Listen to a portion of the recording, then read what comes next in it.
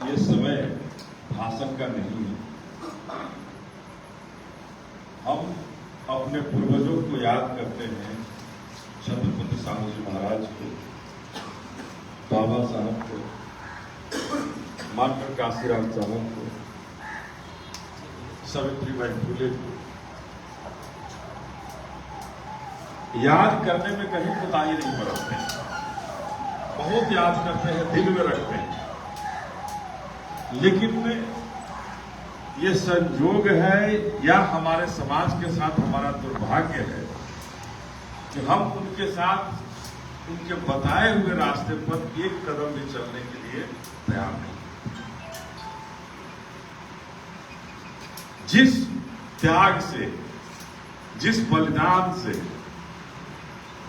उन्होंने हमारे समाज को चलने लायक बनाया, बैठने लायक बनाया,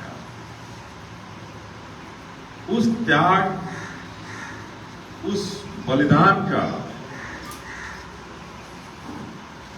हम केवल उपयोग कर रहे हैं। उस बलिदान को जो हमारे साथी, हमारे लोग जो पीछे छूट गए, उनको आगे लाने के लिए कभी हमने कोई प्रयास किया? तो हमें समझना होगा कि आज आखिर महंत जी ने इतनी बड़ी त्याग की और उस त्याग के बाद हम उन्हें अकेला मझधार में छोड़ रखे हैं। रोज एक ही बात अगर हम कहते हैं कि संगठन बस 1 महीना में तैयार हो जाएगा, अगली बार आएंगे तैयार हो जाएगा। मैं आपके इन कार्यों से विचलित नहीं हूं कि इस बेतिया जिला में हमारा संगठन बहुत कमजोर हुआ है, मैं इससे विचलित नहीं हुआ हूं।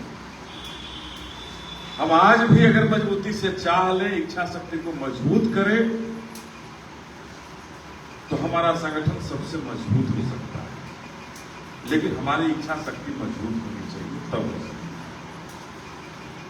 हम केवल एक दूसरे पर आरोप प्रत्यारोप का दौर चलाते रहे, जिलाध्यक्ष नहीं किए, प्रभारी नहीं किए, प्रखंड के अध्यक्ष नहीं किए, प्रखंड के प्रभारी नहीं किए, विधानसभा के अध्यक्ष नहीं किए, तो कभी भी हम इस लड़ाई को जीतने की स्थिति में नहीं पहुंच सकते। तो मैं आप सबों से कहना चाहता हूं कि इस लड़ाई को लड़ने के लिए हम सबों को तैयार होने की जरूरत है। अभी जब हमने 9 विधानसभा के बारे में जब पूछा तो आश्चर्य हुआ कि हमारे इस जिला में हमें ऐसा लगता है कि 10% भी संगठन हम नहीं खड़ा कर पाए। 90% संगठन सोया हुआ है, कोई काम नहीं हो पा। तो हमारा निवेदन है कि हम समीक्षा के लिए आए हैं। अभी तक कैसे समीक्षा हुई मैं नहीं जानता, लेकिन हम उस समीक्षा को करना चाहते हैं जो जमीन पर हो। आप केवल नाम लिख के दे देंगे, मैं उससे संतुष्ट नहीं हो जाऊंगा। अगली बैठक उन विधानसभा में लगाऊंगा जिस विधानसभा की बात आप कर रहे हैं कि उस विधानसभा में हमारी संगठन तैयार हो। आज हम अपने, चाहे वो सरोज चौधरी जी हो, चाहे मिथिलेश जी हो, सुदूर दूसरे गांवों से अपने गांव के, अपने परिवारों को छोड़ करके आपके बीच में आए हैं काम करते हैं कि हमारे इस बेतिया में संगठन हमारा मजबूत हो। पार्टी ने उनको वहां खड़ा करने के लिए जवाबदेही दी और उसके बाद भी हम इतने व्यस्त रहे हैं, इतने व्यस्त क्षणों में न सरोज चौधरी जी के साथ हम समय दे पाए, न मिथिलेश जी के साथ समय दे पाए, न आमीलाल जी के साथ समय दे पाते। तो ऐसे स्थिति में ये कहना बंद करना पड़ेगा कि बहुजन समाज पार्टी जिंदाबाद, माननीय काशीराम साहब अमर है, बाबा साहब का सपनों हम का भारत बनाएंगे। ये झूठा वादा, झूठा दावा कब तक करेंगे? दूसरी तरफ जो हमारे विरोधी हैं वो हमसे कितने ताकतवर हैं। आज रामनवमी है, रामनवमी के मौके पर हम लोग रामनवमी नहीं मनाने वाले हैं, लेकिन हमारे परिवार के सारे लोग उस रामनवमी में शामिल हो पा रहे हैं। हम देख रहे हैं, कुछ नहीं कर पा रहे।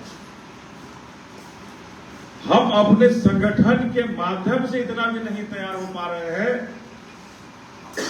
कि हम बाबा साहब के भारत को कैसे बनाएंगे, कैसे बचाएंगे। संविधान को तार तार किया जा रहा है और उस तार तार करने वालों को हम देख रहे हैं, थपड़ी बजा रहे हैं उनके समर्थन। आखिर कब तक चलेगा? बाबा साहब ने अपने बेटों की कुर्बानियों को देकर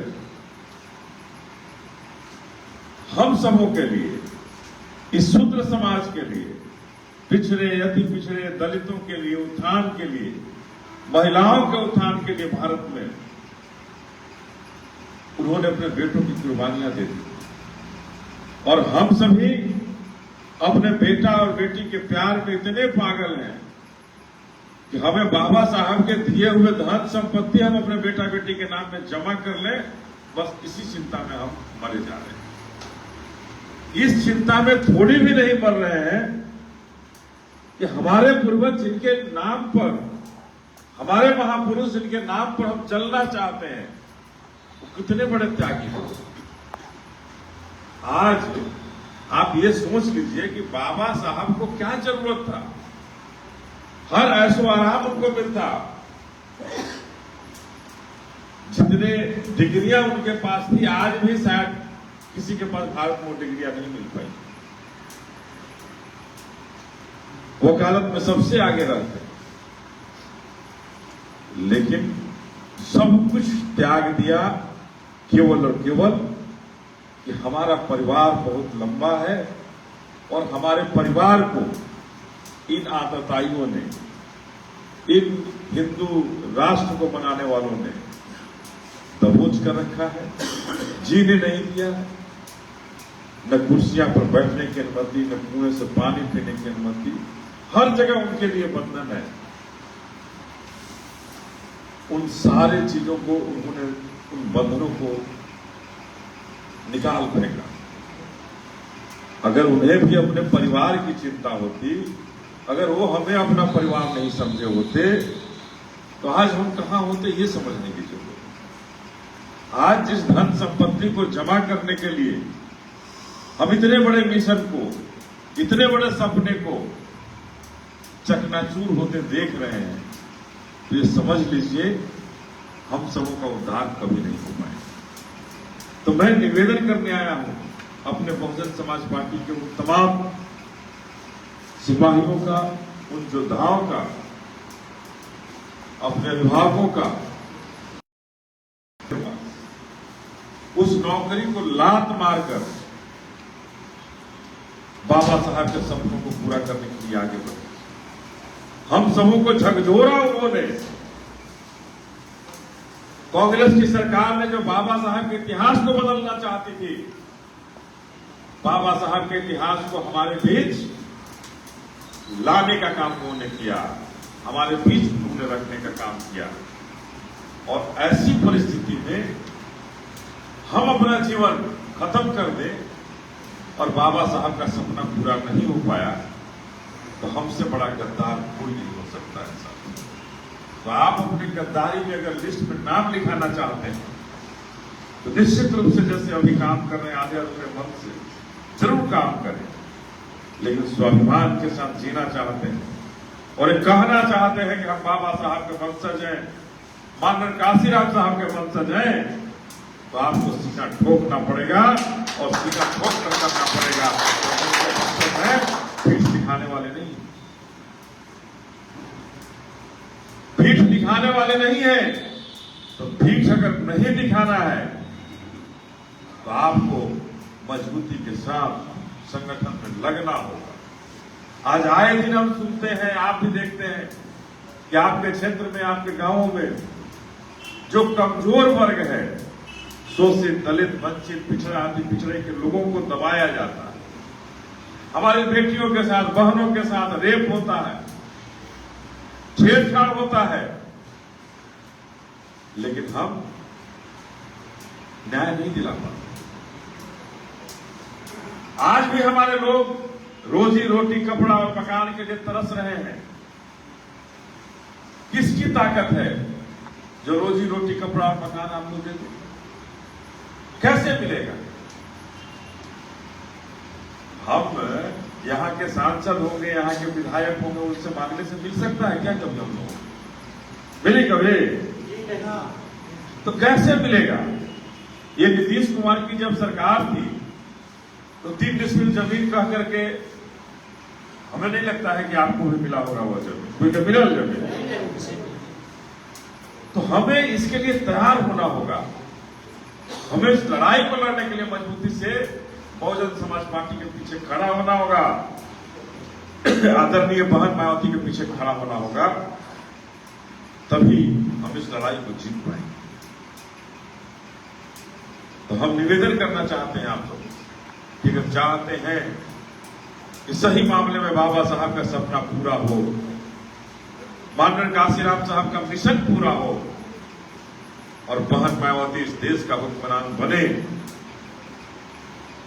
तो जरूरत है 2025 के चुनाव में बहुजन समाज पार्टी के विधायक को जिताना। यहां पहले भी हम लोग जीते हैं, लेकिन आज जब स्थिति देखते हैं, जब पहले जीते तो 30,000 35,000 वोट आए और आज आप बहुत सारे विधानसभा में 2,000-3,000 वोटों पर सिमट गए। 2-3 विधानसभा में 20,000 25,000 भी वोट है। तो हम आपसे निवेदन करना चाहते हैं कि आप सभी मजबूती के साथ डटिए और जो ईमानदारी से हमारे साथ बहुजन समाज पार्टी के साथ नहीं चल सकते, ईमानदारी से रिटायरमेंट ले लीजिए, रिटायर हो जाइए। अपने बेटा और बेटी अगर है, चाहते हैं कि इसमें दे दें, हम समर्थन दें, तो अपने बेटा और बेटी को आगे बढ़ाइए और आप देखिए आपके निर्देशन में कैसे बेतिया से विधानसभा जीतकर बिहार में अपनी सरकार बहुजन समाज पार्टी बनाएगी। तो जिस दिन बहुजन समाज पार्टी की सरकार बनेगी, मैं दावे के साथ और विश्वास के साथ दिलाना चाहता हूं, आपको कहना चाहता हूं, उस दिन शोषित दलित बंधुओं पर अत्याचार इस बिहार से खत्म हो गया। आनंद मोहन जैसे हत्यारे को, जो एक दलित डीएम का हत्यारा था,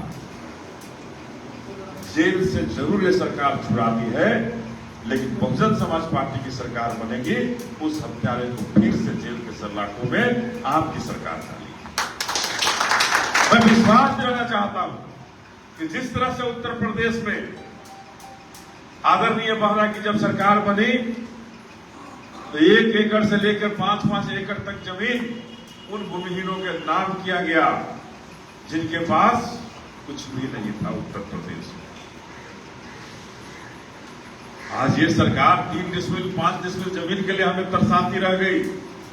20 साल शासन किया और हमें वो 3 डिसमिल जमीन नहीं दे पाई। मैं विश्वास के साथ कहना चाहता हूं कि लाखों परिवार को जो सरकार में जो जमीनें पड़ी हुई हैं, जो आज भी ये सरकार हमारे झोपड़ियों को तोड़ता है अतिक्रमण करके, आपकी सरकार बनेगी, आपके नाम और भूमिहीनों के नाम उसका पट्टा होगा, इसको आज चलने का इस परिवार में। अगर चाहते हैं कि हमें हमारा हक मिले, हमें हमारा अधिकार मिले, तो इस बार मजबूती के साथ बहुजन समाज पार्टी को बहन मायावती के नेतृत्व में मजबूत कीजिए और मजबूत ही नहीं कीजिए, कुछ लगाइए। आज पार्टी के अंदर अगर हम नहीं चल पाएंगे तो कौन चलाएगा पार्टी? पार्टी कोई धरना सेठों की तो है नहीं कि कहीं से भारतीय जनता पार्टी जैसा अरबों करोड़ों का माल आना है, हर विधानसभा में बढ़ जाना है। यहां तो आपकी गाड़ी कमाई से ही है पार्टी चली, आप सबों की गाड़ी कमाई से चली है। और तभी तो हम दम भर के कह रहे हैं कि आपकी गाड़ी कमाई से चली जरूर है, लेकिन जिस दिन सरकार आएगी आपकी गाड़ी कमाई से चली हुई पार्टी न्याय का रास्ता निकालकर बाबा साहब के सपनों को पूरा करने के लिए पूरी ताकत लगा करके और 5 सालों के अंदर बाबा साहब के तमाम सपनों को पूरा करके इस शोषित दलित वंचित वर्ग को, पिछड़े अति पिछड़े को वो समुचित हक और अधिकार दिलाने का काम करेगी जो बाबा साहब चाहते थे, जो मानव काशीराम साहब चाहते थे। तो हम यही कहेंगे आपसे कि आप इस संगठन में जहां खोजेंगे प्रदेश की तरफ से आपको पूरी तरफ से वहां हम सभी मिलेंगे। जिस व्यवस्था की बात आप करेंगे उस व्यवस्था से लैस आपको किया जाएगा, लेकिन बेतिया से हमें चुनाव जीतना है। बेतिया के 9 विधानसभा में कितने विधानसभा को हम जीत करके बहुजन समाज पार्टी की झोली में डालेंगे, इस बात की समीक्षा कीजिए। इस बात की समीक्षा कीजिए कि 9 विधानसभा हम नहीं जीत सकते हैं, लेकिन 1 जीतेंगे, 2 जीतेंगे कि 3 जीतेंगे कि 4 जीतेंगे, निश्चित रूप से बेतिया जिला से हम 2 जीते 4 जीते, इसकी हमें तैयारी करनी पड़ेगी। और जब तक 2 और 4 को जीतने की क्षमता आप नहीं रखेंगे, हम लोग दम जो भर रहे हैं कि बहुजन समाज पार्टी की सरकार बनाएंगे, तो हम नहीं बना पाएंगे साथी। तो हम आप सबों से निवेदन करना चाहते हैं कि आप अपनी ताकत को पहचानिए, हमारे बहुजन समाज की ताकत को पहचानिए और अपने बहुजन समाज की ताकत को पहचान कर निकलिए अब घरों से। कोई बाहरी आकर कुछ नहीं कर सकता है, लेकिन आप जब अपने घरों से निकल करके आस और पास के गांवों में जाएंगे, चर्चा करेंगे, लोगों को जगाने का काम करेंगे कि तुमने जदयू को भी देखा जो बीजेपी के गोद में बैठकर शोषित दलित वंचितों पर हमेशा अत्याचार किया, और राजद वाले को तो पहले भी तुमने देखा कि जब इनकी सरकार रही तो इन्होंने क्या किया, शोषित दलित वंचितों को दबाने का काम किया, पिछड़े अति पिछड़ों को दबाने धराने का काम किया। इसलिए इन दोनों को सतर्क करके इन दोनों का डिब्बा बंद करो और इस बार बहुजन समाज पार्टी के रास्ते को खोलो, तभी हम सबों का कल्याण हो सकता है। तो हम ये कहना चाहते हैं आप सबों से कि इस लड़ाई को लड़ने के लिए कमर को कसिए और हर वो ताकत, कुछ धन भी लगाइए, कुछ ताकत भी लगाइए और कुछ अपने लोगों के बीच में जाकर के इसकी चर्चा कर कुछ समय भी लगाइए। जब ये तीनों चीज लगेगा तो निश्चित रूप से 2025 का जो चुनाव, जो 6 महीना 7 महीना बाद जो चुनाव है, उस चुनाव में आपका ये नीला झंडा लहरेगा और आपका हाथी आगे बढ़ेंगे। तो हम ये आपको निश्चित रूप से कहना चाहते हैं कि आगे 1 महीना के बाद हम लोग बंद कमरे में बैठक नहीं करेंगे। 1 महीना के बाद जो बैठकें होंगी, विधानसभा वाइज बैठकें होंगी, और इस बात निश्चित कर देना चाहते हैं आपको, पहले हमारे बहुत सारे साथी डरे रहे हैं, शिकायतें रही है कि टिकट किसी को मिल जाता है, रही है शिकायतें ना, लेकिन मैं निश्चित रूप से आपको कहना चाहता हूं कि टिकट उसी को मिलेगा जो अपने विधानसभा में 5000 बहुजन समाज पार्टी का सदस्य बनाएगा। आप में से जो साथी लड़ना चाहते हैं तैयारी कीजिए, सदस्यता रसीद दीजिए और कम से कम 5000 जो सदस्य बनाएंगे अपने विधानसभा में, टिकट उन्हीं को मिलेगा, बाहर से आए हुए लोगों को टिकट नहीं मिलेगा। मैं आपको आश्वस्त करना चाहता हूं। अब आपको फैसला लेना है कि डर को निकालना होगा, तभी हमारी पार्टी दौड़ेगी, तभी ये बहुजन समाज कि जब हम 5,000 सदस्य एक विधानसभा में बनाते हैं तो 9 विधानसभा है, 45,000 सदस्य यहां बनेंगे। तो 45,000 सदस्य जब बन जाएंगे तो निश्चित रूप से हमारा वोट भी बढ़ेगा और हम जिस विधानसभा को कह रहे हैं कि 2 विधानसभा जीतेंगे, 3 जीतेंगे, उसमें जीतने के लिए रास्ता भी हमारा खुलेगा। और आज बहुत सारी पार्टियां आई हैं जिनकी चर्चा आप कर रहे थे, उन पार्टियों के दलदल में आप मत फंसिए। आपकी पार्टी राष्ट्रीय पार्टी है। ये जो लोग हनुमान कोई आ रहे हैं, कोई बाबा आ रहे हैं, तो बाबा और हनुमान के चक्कर में मत पड़िएगा। आप अपना रास्ता तय कीजिए, आपके पीछे जनता आएगी और जिस दिन आप घूमने लगेंगे क्षेत्रों के अंदर, उस दिन आपका झंडा सबसे आगे होगा। तो मैं आपको आश्वस्त करना चाहता हूं कि आपके साथ किसी तरह का धोखा नहीं होगा। आपके साथ जो बार बार डरते हैं कि हमारे साथ हम किसी और को टिकट चाहते हैं, किसी और को मिल जाता है, ये नहीं होगा। मैं जब तक हूं तब तक मैं आपको निश्चित करना चाहता हूं कि ऐसा हम लोग नहीं होने। बहन जी भी ने निश्चित किया है कि इस बार जो पार्टी के लिए 5,000 सदस्य बनाएगा, उसी को हम पार्टी का टिकट सैंपल देने का काम करें। सांसद रामजी गौतम साहब ने भी इस बात की चर्चा की है। और पार्टी तभी मजबूत होगा जब संगठन के लोग रह करके संगठन को मजबूत करके चुनाव लड़ने का काम करें। अभी तक जो स्थितियां बन रही थी वो ये बन रही है कि कोई दूसरे पार्टी के लोग आते हैं, चुनाव लड़ते हैं और चुनाव लड़ने के बाद फिर से चले जाते हैं। हमारा संगठन वहीं का वहीं रहे। तो मैं आश्वस्त करना चाहता हूं कि वैसे लोगों को चिन्हित करके टिकट नहीं देने का काम होगा। टिकट उन्हीं को मिलेगा जो बहुजन समाज पार्टी के सिपाही रहे हैं, योद्धा रहे हैं, उनके अभिभावक रहे हैं, उन्हीं को टिकट मिलेगा और उन्हीं की जवाबदेही होगी कि बहुजन समाज पार्टी की बिहार में सरकार बनाए। तो बस यही कहेंगे कि आप सभी इसके लिए तैयार रहो जानो है, तैयार हो उसके लिए। और तैयार हो करके, क्योंकि अब हर विधानसभा में 5 सेक्टर 6 सेक्टर पर हम कैडर क्लास भी, बहन जी ने कहा है कैडर क्लास भी तैयार करने। तो आप जब सेक्टर तैयार कर लेंगे, बूथ जब तैयार कर लेंगे, तो हम सभी मिलकर के वहां कैडर क्लास की तैयारी करेंगे और गांव-गांव के अंदर कैडर क्लास होगा। जो मानव साहब का जो सोच था, उन सोचों को बताया जाएगा, सावित्रीबाई फुले के सोचों को बताया जाएगा, बाबा साहब के सपनों को बताया जाएगा और उनके सपनों के साथ बहुजन समाज पार्टी कैसे आगे बढ़े इसकी चर्चा होगी।